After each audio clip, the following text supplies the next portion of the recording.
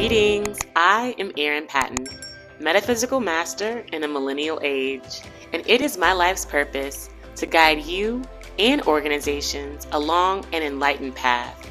So I invite you to sit comfortably and tune in as I welcome you to the Meta Business Millennial, where we get the real conversations you won't get in the boardroom so that we understand this is exactly the path we need to be on in order to grow, evolve, and thrive.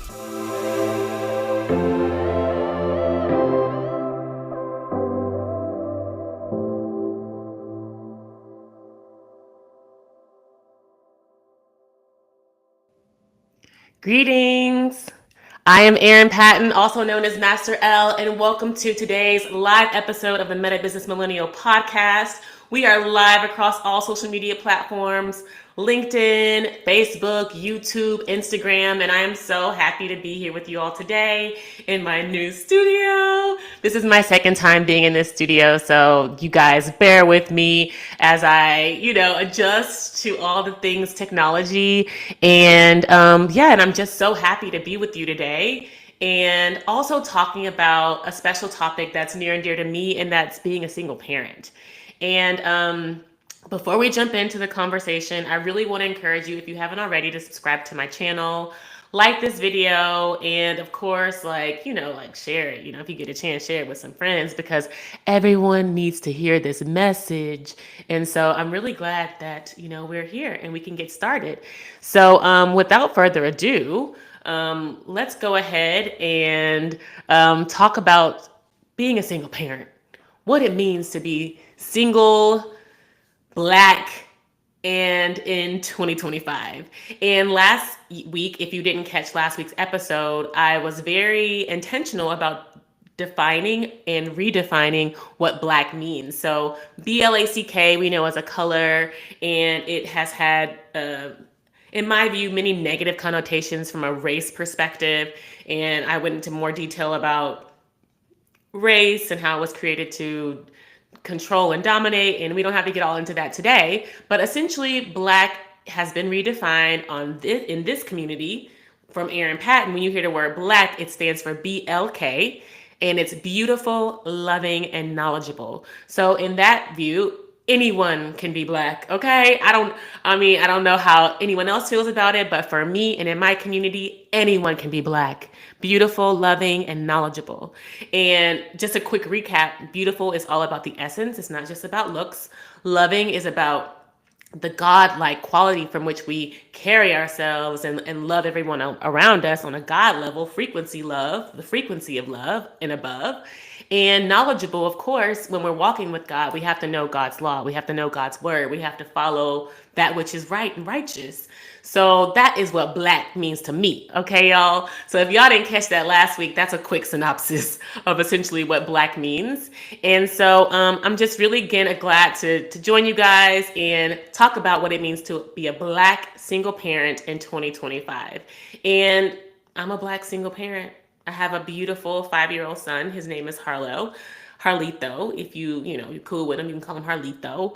I just really love being a mom. Like, it was certainly my soul's purpose in this life to be a mother. And actually, that's part of my soul design is divine motherhood. I definitely encoded with the motherhood template. And even as I was going through my consciousness journey, when I started, I was very much inspired by Isis, and otherwise known as Aset, and her journey with Heru. Actually, my son's name is Harlo Heru, and Heru is the Egyptian version of Horus. As many of us know, the Eye of Horus, what I have here on my hand, the left eye, seeing into the soul. And certainly that story of Isis and Heru was beautiful to me because she had her son alone. And her husband, of course, was killed. There's so many myths about how it went. But essentially, it's like the Black Madonna with the baby. It's like where the Virgin Mary and the Jesus story comes from. It's the mother and the son. And I always saw myself that way. And of course, we don't see a man with her in a lot of the imagery that we see around the world. However, ultimately this is the goal. Like what I teach, what I'm arcing towards is divine union. And we will get there. Okay, women and men out there who are single, we will have our divine union mates if that's what we deeply desire in this lifetime. I know I will have mine. However, for right now, I'm single. I have been for the past 5 years, and I love it. And it's a journey and it's a challenge. And let's go ahead and get into the conversation of it. And so essentially, being a full-time parent is the hardest job I've ever had, like hands down. And it's not because that of of the child itself. It's because it really comes with no instructions. It really comes with no rule book. And also, like, God bless our parents, but I mean, they did their best, but we want to do better and greater. And who's here to teach us that? Okay. And I want to just go back a little bit to that journey. I've talked about it a lot on this podcast, but essentially, like, I had my child with someone I met literally 3 months after meeting this person. I was pregnant intentionally. It was a joint decision. I wouldn't say it was one of my best decisions I made in my life, but I just felt like it was that time to have a child. And I began to know this person, my child's father, more deeply as I got pregnant. And then by the time I had my son, Harlow, it was pretty obvious that this person and I were not a divine union couple. We were not meant to be together for life, if at all. And so within a few months of Harlow's birth, we were separated and began essentially the very difficult, dangerous, destructive, sad, angry, abusive, violent co-parenting relationship. And I say all this because I know there are so many people out there who are experiencing this.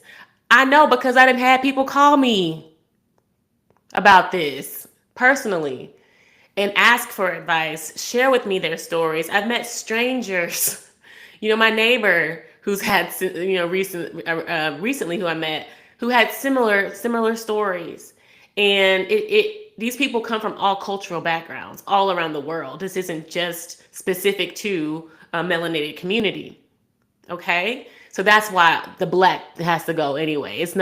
We're not the only ones out here struggling with the same issues. And so all that being said, I had to essentially not only defend myself and my security, but that of my child. Ultimately, because ultimately my child's life, my child's well-being was in danger.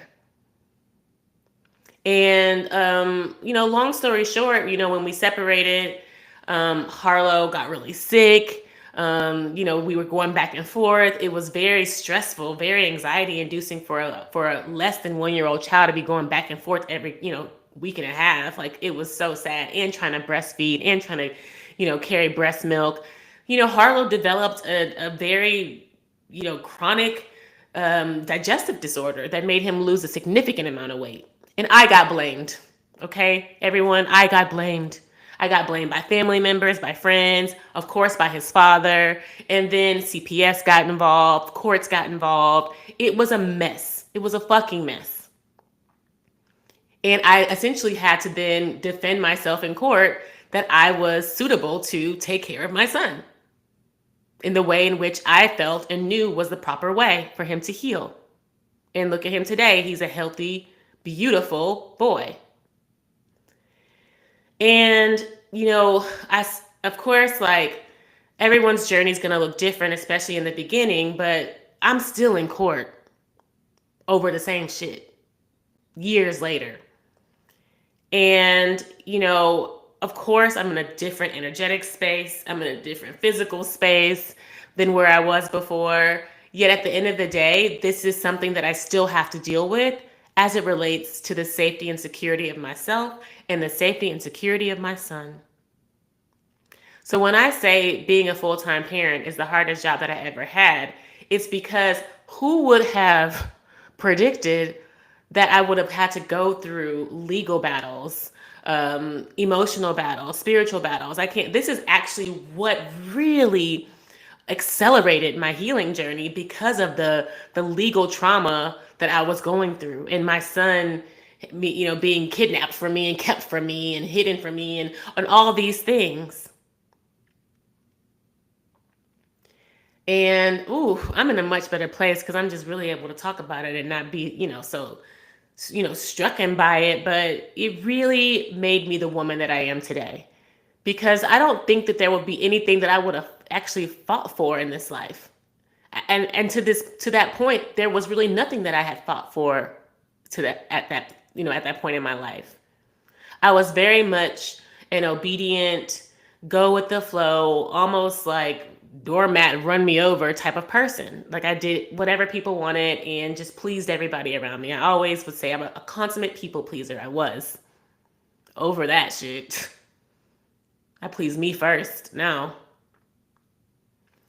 And the situation with my son, the co-parenting, the disruptive nature of the co-parenting forced me to stand up for my fucking self. Stand up for myself, stand up for my child in a way that I had never done before. I didn't have the courage to do that before. I didn't have the wherewithal, I didn't have the willingness. However, being in this situation forced me to stand up for myself, be there for my child, be there for myself, be there for my mom. Attacks came from all directions and all shapes and forms. So there is nothing that really can prepare you for this except for God.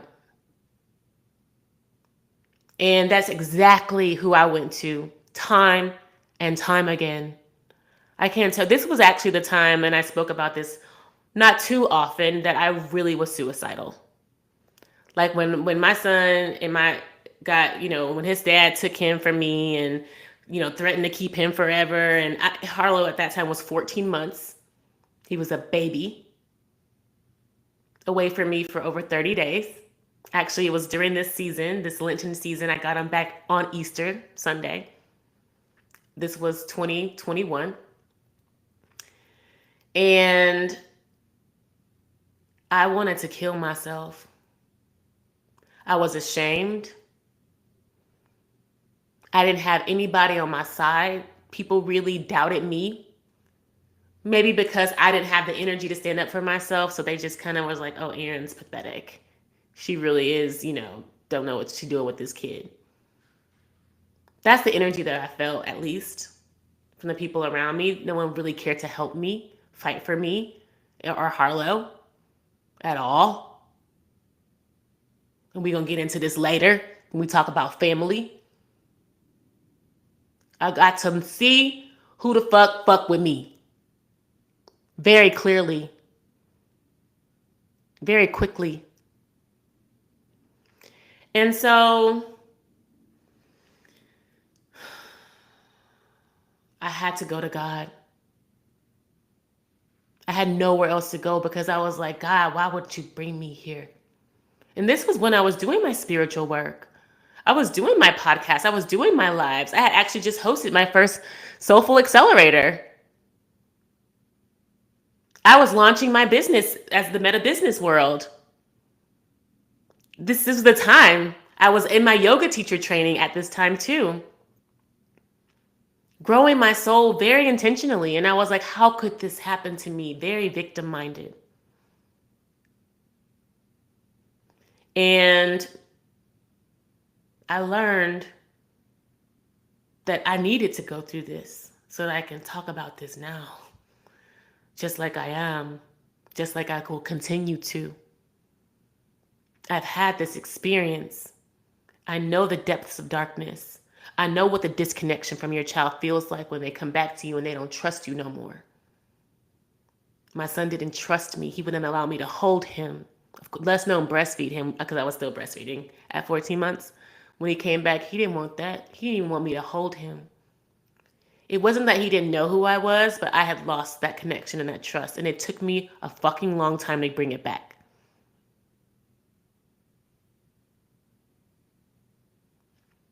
Don't nobody know what that is. unless you've been through it.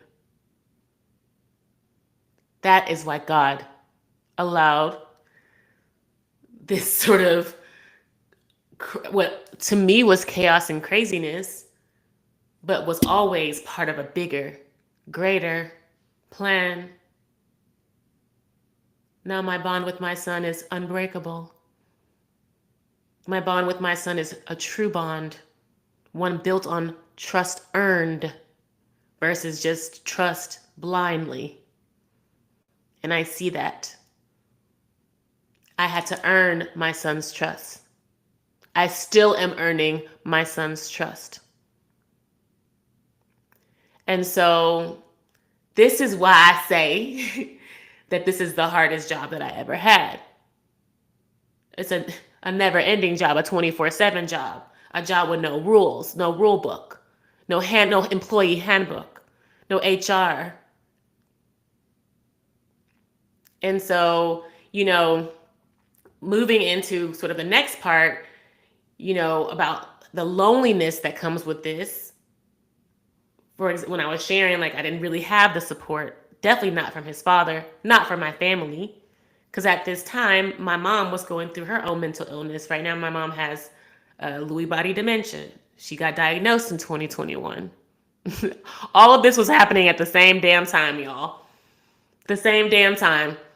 My mom falling very ill, and then me in many ways battling it out with my son's father and trying to have my son full time. And so that loneliness is certainly a real thing. And I want to say that feeling lonely does not make you weak. It just makes you human. Okay? Having these feelings, having these emotions are real as fuck. Don't play yourself. Don't allow nobody to play you when you say, I feel like I'm doing this all on my own. I feel like I'm lonely. I feel like I'm alone. Those are real feelings. And they come from a place of a disconnection from God, fundamentally. And I know that's like, oh, Aaron, like what? But at the core, that's where it is. It's an abandonment. And it's something that we really have cultivated over our lifetime or many lifetimes. And it really amplifies and manifests and crystallizes in these seasons when we feel the impact, the harsh impact of feeling unsupported, of feeling unloved, of feeling attacked, of feeling like my world is chaos, that I can't control anything around me. And that those moments are there to show you that you have to be still. You have to be trusting in the process. Because a lot of shit gets shaken up, especially if you're on a spiritual path, so that it can dissolve and move out of your life. It is a misaligning of energies. Like when you think about, like, what's the best example? The thing that I was thinking about was like magnets repelling. It's like, like you can't even push them together. Like this is what's happening in your life, that you're no longer aligning with the things happening in your life. So you're able to see it and you're like, oh my God, this is craziness. Whereas before, you were living very comfortably in it, existing very comfortably in the chaos. But those feelings of loneliness were always there. You just weren't aware. You weren't aware. So when you start to have these feelings of loneliness, you must be able to trust this is a season. And for me, I loved my affirmations. Like my affirmations were just such, and I still do them to this day. Like they were such a healing, in many ways, a spell. Like I was casting like beautiful spells over myself. Like I would say stuff like, I am loved, I am fully supported, I am respected, I am seen, I am, I am held, I am safe, I am secure, I am stable. All of these things are incredibly important as you walk this journey by yourself. This soul journey is a soul journey, a solo journey. You will be alone sometimes. because God wants to be with you. God wants that relationship with you. So you got to be alone. You got to be alone also to know who you are, to see your flaws, to see your ugliness, to see your beauty, to see your grace, to see your love, your capacity for love, your capacity for honor and respect for yourself, your capacity for admiration, your capacity for discipline, your capacity for working hard, for dedication, for commitment. How you gonna see that with anybody else? Can nobody else see that in you? I mean, of course, people can acknowledge these things, but don't nobody know it like you. So in these seasons where you're feeling lonely, where you're feeling alone, sit with that. Sit with those feelings without judgment. Like, that's the key. Like, you want to be able to sit in your truth of your feelings, your anxiety, your confusion, your anger, and not judge it. Accept it for what it is. And ask God for guidance. God, help me navigate the nuances of this parenting journey. God, help me be able to communicate better with my child. God, help me be able to communicate better with my child's other parent, mother, father. In my case, that I tried that, but that was not a possibility. In some cases, that may be the case. That may be your situation too. It's going to be on you 24/7, full time. I accept that, God. I accept that challenge. I accept that mission, because everything is possible with God. Ain't no impossible missions over here. Everything is possible. And that's just how I move. That's just how you should move. Because we are in this journey to grow our soul, to deepen our connection with God. And of course, as a parent, honor that contract with that child that you brought into this world. And I tell my son that at 5 years old. I tell him, baby, you came through mommy because you knew that I would look out for you. And this is a great segue, into some of the other points I was talking about. You knew that I would look out for you. You knew that I would keep you safe until you got to an age where you could actually take care and protect yourself. That was our contract. That's why you came to me. And that's why I accepted that. And I gave birth to you. We didn't have to sign any legal agreement. We didn't have to sign no papers. That's what's called a soul contract. You got a contract with your child. I will keep you safe from harm. I will love you. I will nurture you. I will teach you everything you need to know to survive and thrive in this world. That is my commitment to my son. And so this is essentially why the single parent and the parental journey is so powerful. I don't know. I mean, of course, I'm learning more about these divine union contracts, but I don't know no contract more explicit than a child and a parent contract. That's a soul contract if I ever seen one. Yeah. Thank you for receiving the love and support from you. Just commenting to some of the people in the room. But essentially, you know, the journey with the single parenting can be challenging because you don't have that familial support. And essentially that was my situation. Like I told you before, my mother was going through her own mental challenges. I had just lost my father. He passed away unexpectedly. My other immediate family members lives in a whole other state. Either way, like that wasn't going to be an option. And my extended family, I didn't really have close connections to be honest. Like I have cousins here and there, but they're also doing their own thing. So, I was left to my own devices and having to, in many ways, pay for care. And with that, I want to say that blood does make you related, but loyalty is what makes you family.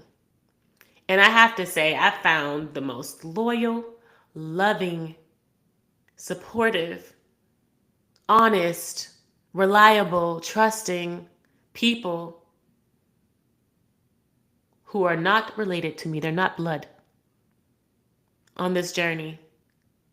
I call them forth. I pray for them. I pray for the best caregivers for my family. I pray for the well-being of my caregivers. I invest in them and their healing. I talk to them about my own spiritual walk. I'm getting emotional talking about them because I love my caregivers.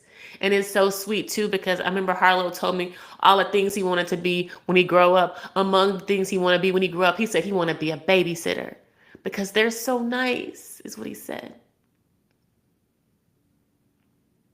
And that fills my heart so much because I've had to rely on so many people to care for my son and my mother while I'm here trying to build my empire, work full time, pay bills, go to the gym, do my own spiritual healing, and then care for two other people.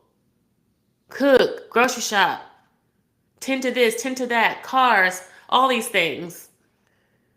A million things that I have on my to-dos every day by myself. And I had to have people around me to help me.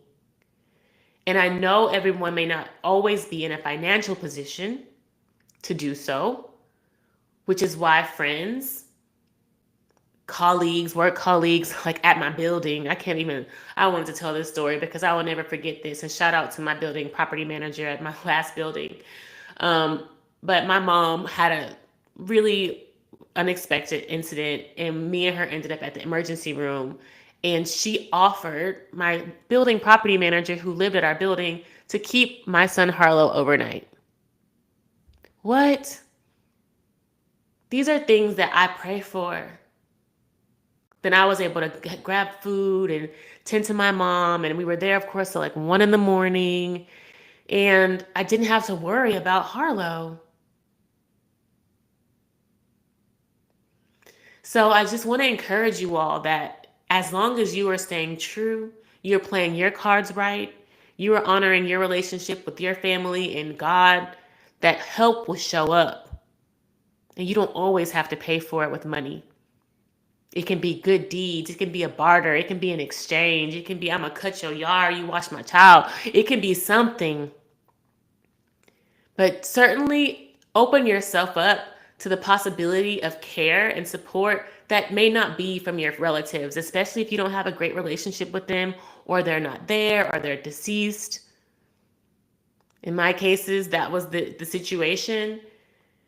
And so, or sick, or they're dealing with their own challenges was my situation too. So there are so many opportunities to really find that familial community outside of your family. And it's probably better because a lot of us come from traumatic ass families. I'm not saying everybody, but a lot of us. There's not a lot of love there, not a lot of support there, not a lot of encouragement, not a lot of positivity. And when you're on a spiritual path and you're walking with those tenets and you're walking with those truths of love, of honor, of respect, of positivity, that shit gonna piss people off. Particularly family members that don't share those same values, put it that way. And so we want to be able to acknowledge that. Of course, we don't judge. We don't make a fuss about it, but we do find support and we find help elsewhere. We don't just retreat and suffer alone in silence. That is not sustainable. It is not healthy, and it's not what you deserve. It's not what God called you for. Okay? So, that really struck a chord with me because I really am very passionate about you know, helping people, being generous to people, being supportive with people, having reciprocal relationships, and making sure that those relationships are love filled. And one thing too, I want to make sure that I point out in this section is overcoming those doubts or even the triggers around accepting help. Because I have to say, when I started having caregivers in my home, I will never forget this. This was around August of 2020 when Harlow was a baby. Because I couldn't manage my mom and the baby at the same time. And it was fucking difficult for me to hand that off to someone else. And I had a lot of issues with at least the first caregiver. And there was issues of maybe like micromanaging and on my part, or just not thinking that she's the best fit, not having the words to communicate those things, or wanting things done a certain way I didn't know how to communicate because she's in my home. And that's really hard because I know sometimes people need nannies or caregivers in the home. And when we're not used to people helping us, it can feel almost like territorial. Like someone's encroaching on my space and doing my job, my work. I almost have to say there was a shame around it for me, like I wasn't capable to do it. So I had to give it to somebody else. But at the same time, I wanted to prove that I was still capable, even though somebody else had the job. So I want to encourage you, as you are wanting to not be in this lonely state and are wanting to open yourself up to more help and more support, to be very aware that you are opening yourself to be in a receptive mode, that you're opening yourself up to communicating healthy communication about what you need, about what you don't need, what you like, what you don't like. And it's going to be very, very difficult in the beginning, especially if you're not used to communicating these things. And for me, that was certainly the case. Like I said before, I was a consummate people pleaser. So when it was time for someone to do something for me, I had no idea. I'm used to doing things for other people, not people doing things for me. So being able to communicate to these people, like, this is how I want things done, or this is not how I want things done, was really difficult. So I really want to encourage you, as you're accepting help or moving into this space of accepting help, to really get clear about like what maybe are some rules in your house, or what are maybe some boundaries that you have, or expectations that you have. And get clear with yourself first. Maybe write them down. So then when you bring someone in, whether it's a friend or a nanny or a caregiver or even a cleanup person, that you're able to communicate this in a healthy, kind, and loving and grateful way. We always want to express our gratitude for people who are helping us and serving us. Because if we want to be leaders of empires, like building wealth and legacy, we gonna need some help. As beautiful, loving, and knowledgeable women, we cannot do this thing alone. And we gotta get over that. We need other capable human beings, men and women, to support us. And how can we allow that support if we don't respect the people, if we're not grateful, if we're nasty, demeaning? We've seen this. I've experienced this. But I did not want that to be my narrative. I didn't want that to be my management style. Remember, I come from business school. I was taught to be a manager. But then when it comes to managing my home, I was clueless. Fucking clueless on how to manage my own home. But don't allow the not knowing or the ignorance or the fear, the anxiety to stop you from stretching yourself. And essentially, this is what I was being called to do, was stretch myself. Stretch myself out of this comfort zone of doing everything myself. Doing even for the men in my life. all the men in my life. I had to learn how to be in my feminine and receive help, receive support, receive love, receive care. And in this way, I'm encouraging you to do the same. If you haven't already, begin to open yourself up to care and love. And as you're opening yourself up to care and having those healthy boundaries with your caregivers or with people who are helping you, friends, family, whoever it is that you're inviting into your space, that you also are setting those same expectations for your kids. I've talked a lot about my own experience as a parent, but not enough about my relationship with my child and how that's developed, how that's evolved. And I have to say that saying no to your kids today helps them make a healthy no, say a healthy no tomorrow. And I want to say that again. Saying no to your kids today helps them with say a healthy no tomorrow. Certainly it helps them say a healthy no tomorrow and develop their own healthy no for tomorrow. That's what it is. And the reason why I say that the no today helps them develop a healthy no for tomorrow is that when we were disciplined, like punishment was the number one, way. Like it was punishment, reward. And I see that too a lot with my peers. I see that a lot with my neighbors that, you get what you want by bribery. You get what you don't, we get what we don't want by punishment. And if you're doing something we don't like, you get punished, essentially. And that just doesn't work. That is actually not the way of building healthy, wealthy, thriving communities. And we've seen it because this is how we were raised. And look at our world today. This is how our parents were raised. Getting beat in the head, getting slapped, whoopings, punishment, grounded. Like, I can't say the whooping. I saw something recently. Someone showed me a video of someone maybe Harlow's age, a little kid getting spanked with a belt in his elementary school for something he did really superficially in the classroom. Like the teacher was just like, "Oh, you see what he did? He did that." And the mom literally pulled out her belt and beat his ass in front of all the teachers. And the teachers were, of course, appalled. But it was almost like, why?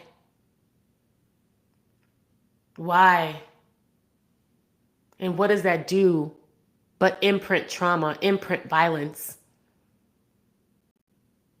And I hope that we get some comments around this and we get some conversations around this because especially in melanated communities, we got to talk about whooping ass. Because that's how we were raised, but that does not make us great. I would venture to say that actually held us a lot back. It kept us from expressing our truth. It kept us from expressing our emotions. It silenced us. It traumatized us. It normalized violence. Okay? That's just 5 I can name off the top of my head among other things that whooping ass did. That violence shut the hell up from our mamas and grandmamas did. It literally closed our throat chakras where we had difficulty communicating our truth because we were unable to talk back, unable to speak up. We got slapped in the face. I did, at least. And I know a lot of other melanated kids did too. And probably other kids. And so being able to say no to your child in a healthy way also helps them to be able to say no for themselves in a healthy way. So everyone has healthy boundaries. And this is why I was saying by understanding what you like and what you don't like, even from your care perspective, and especially understanding what you like and what you don't like with your kids and being able to communicate that. Communicate it with love. Communicate it with truth. And don't back down on what you communicate with either. Because what do we always say? Kids mimic what you do, not what you say. So if you're saying one thing and doing another thing, then what do they do? What you do, not what you say.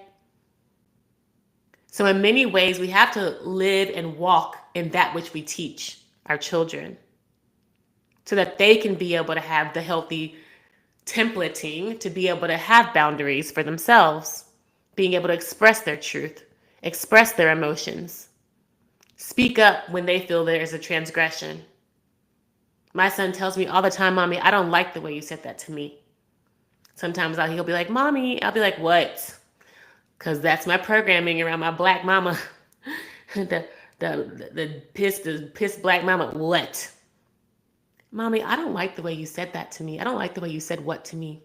Oh, how did I say it? And then I have to correct myself. What would you like me to say, Harlow? Like, what do you need, Harlow? Yeah, say it like that, Mama. And I do. And I appreciate that. Because my programming still is very unconscious. Like, I get annoyed. I'm working. I'm doing something. I'm what?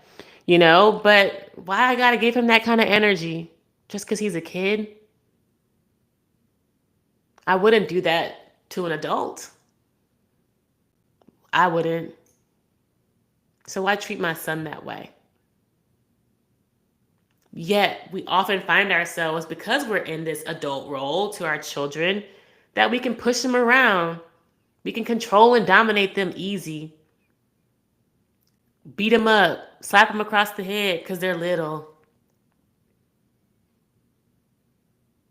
Yet that doesn't teach them how to do better, how to communicate effectively, how to feel into their emotions, all the things we're trying to learn how to do as adults and heal as adults. We're not teaching in that kind of behavior. And, I have to also say, as it relates to this topic, that, we also want to be able to say no, and not just to, be hard asses or be strict, because there also, I'm sure, is a school of thought around that, because that was very much my upbringing, was a very strict upbringing. But for them to be able to say a healthy no in the future and develop that healthy no in the future, so that they can understand their own boundaries. What's safe, what's not safe, what's right, what's wrong. We teach that as parents, as mothers.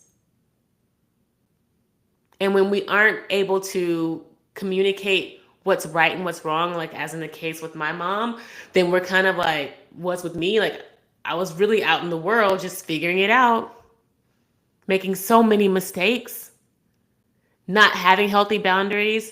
I always talk about, like, for me, it was just like the excessive drinking, the excessive partying, because I really just was so uncomfortable in my skin. I felt like that was the only way for me to be real, was when I was drunk, to be honest, for a long time. Like, I had to drink to be able to say how I felt. And that's real for me. I actually just am acknowledging that. Like, why did I have to drink so much? Because I felt like I had the courage to talk then. I had the courage to be myself. But that wasn't me. That wasn't me. Because when I drink, especially at that time, a lot, it was not me. Like, with the stories I would hear, like how I was acting, like, what? That's not me. So me not being able to have that ability to express myself is something that I certainly want to impart upon my son, is that him to have the ability to emote, express his emotions, speak his truth, be unafraid, not be punished, not be slapped across the face when he does something that I don't like, when I could just as easily talk to him about it. Maybe it'll take a few times for him to get it right because he's just a child. But the imprinting of the violence, the imprinting of the harshness, is in many ways, it takes, look at me, so much healing to reverse. And why go through that? Save them time. Save our children time. Allow them to have a loving experience, a gentle experience, a compassionate experience. So they have less trauma when they go out into the world as adults in this crazy world. That's our responsibility. Like I said back in the beginning of the podcast, that's our contract, to raise you in a healthy, loving way, a nurturing way. And so I hope this is resonating with some of you guys. If you're feeling into this, certainly like drop me a comment, shoot me a DM. I really want to hear from you all, because this is just really like heating me up and getting me going and making me feel like really really good about this conversation. And I want to have more of it, because this is really the first time that I've deeply dived into the parenting conversation and my journey as a mother, my challenges as a mother. And I've talked to many dads and moms out there, and we all have so many shared experiences that it is just time for us to just speak up and speak out and learn from each other and grow with each other, because we want the best for our kids, especially millennials. And like, this is a meta business millennial, and I talk to so many millennials, and we are all doing our best as parents. And and I just have to say this, I'm really proud of so many of my friends who are parents out there. I'm getting so emotional. And we are all having challenges. We are all, in many ways, like learning as we go. Yet the intent is so pure. Our intentions are so pure in raising good children, because we love them so much. And I want all the children out there, the Alpha generation, the Gen Zs, everyone, to know how much your mommies and daddies love you, your parents love you, and how hard we are trying to heal ourselves so that we can be better leaders for you. Okay? And I hope one day Harlow can watch back and see this, like how much I am healing, how much I have worked, how much you've inspired me, Harlow, to be the best that I can be for you. Okay? Whew, whew. Oh my God. So, anyway, I want to kind of start to wrap this up. And I want to give you guys an exercise that you can do every day with your children that can really help to bring out both the emotions and the feelings that you have, and also the emotions and feelings that your children have, so that you can start building a healthy communication with your child. And you can start, all these things that I've been speaking that we need to do. Here's a quick, practical exercise that you can do to get there. And it's a daily exercise. And at the end of the day, it's called a feeling circle. And you don't have to call it the feeling circle. You can call it, our time, or, at the end of the day time. But I would just say the feeling circle is just a simple check-in that you can do with your child, no matter what their age, of course. This is for young kids as well as big kids, teenagers. And, you just need five minutes. You sit face to face. And I encourage you, and I do this with Harlow too, take 3 deep breaths together. So I know this may be challenging in the beginning, because even as a 5-year-old, he's like, Mommy. But just take a deep breath. As you're looking each other in the eye, I like to hold Harlow's hand, or rub his back, or like, cuddle with him. And we breathe together. And the 3 things that you ask, each person completes these sentences. The first is, today I felt. And you can say, today I felt happy. Or today I felt sad. Or today I felt frustrated. So you talk about your day. That's one thing that we love to do. And the second thing you talk about is what you need. Say, I need, for example, Harlow, when he was 2 years old, he was like, I need more hugs. Because remember how I shared with you guys before how he wouldn't hold me. He wouldn't allow me to hold him. It was really difficult. So it got to the point where I just didn't really touch Harlow much. And I also had help. So he had someone feeding him and stuff. So I was kind of just there to play and stuff. I didn't really hold him much. And he told me, I need more hugs. And my voice is cracking, y'all. And then, in return, you can say, I need you to listen more. or I need, more love. Whatever you need, whatever it is. That would be the second piece. And then the third thing you talk about is I can help by, so say your child says, I need more attention from you, mom. And then you would say, I can help by, giving you, 20 minutes a day, uninterrupted at the park or wherever you go. But I can help by is the third piece. And you want to do this every day, this feeling circle. And of course, you can customize your sentences as you wish, just 3 things that you want to share with each other every day to make it a daily practice of healthy communication between you and your child. That's really what it is.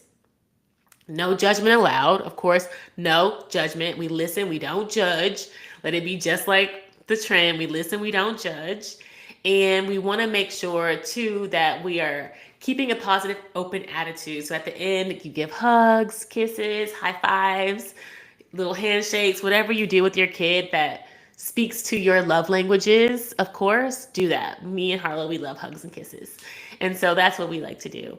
And I would say do this, of course, every day, especially after difficult days. Like after difficult days, I am so quick to apologize to Harlow. I'm so quick to be like, hey, back there, like mommy was really angry and I overreacted a little bit. We get really grumpy sometimes. And he's like, yeah, mommy, I get grumpy too. So we really want, we really want to be honest about how we behave too, because that helps to build a trust. Like I said, I had to earn the trust from my son because I had to acknowledge when I fell short to him and not appear like this all perfect being for him. Hell no. He knows that mommy is a work in progress. And I communicate that often and very often. And, I just think that the consistency of this is really important because it ensures that the communication is pure. The communication is built on a solid foundation. So as your relationship evolves, as your relationship develops, it just gets better. It just gets better. And I hope. Oh, someone's like, I'm about to do this with my grown child and my inner child. Yes, I love to hear that. And so, you guys, like, this was like the best episode for me. I just have to say, like, I want to talk about this stuff more because being a parent, like I said, it is a full-time job, the hardest job I ever had, the best job I ever had. The best job I ever had. I am who I am today because I am a mother. You guys, I'm gonna cry so bad. I am who I am today because I am Harlow's mom. More courageous, more loving, more nurturing, more honest, more healthy. I speak up. I'm in tune with my emotions. I care about the world more because of him. So thank you so much, Harlow, for giving me the pleasure and honor of being your mama. Thank you so much. And with that, I'm going to close it on out. And I'm going to say, if you have anything that you want to share with me, feel free to DM me at I am Erin Patton across social media. Of course, if you want to check out resources that speak to bettering yourself, growing your soul, being the best human that you can be, you can check them out at my website, erinpatton.com. And of course, my podcast every week live across social media, and certainly old episodes across the podcast, Apple Podcasts, Spotify, YouTube. And just continue to tune in. We're building this Black community, this beautiful, loving, knowledgeable community of women around the world. And I'm just so grateful that you continue to support me, that you're here. I love you so much. Peace, guys.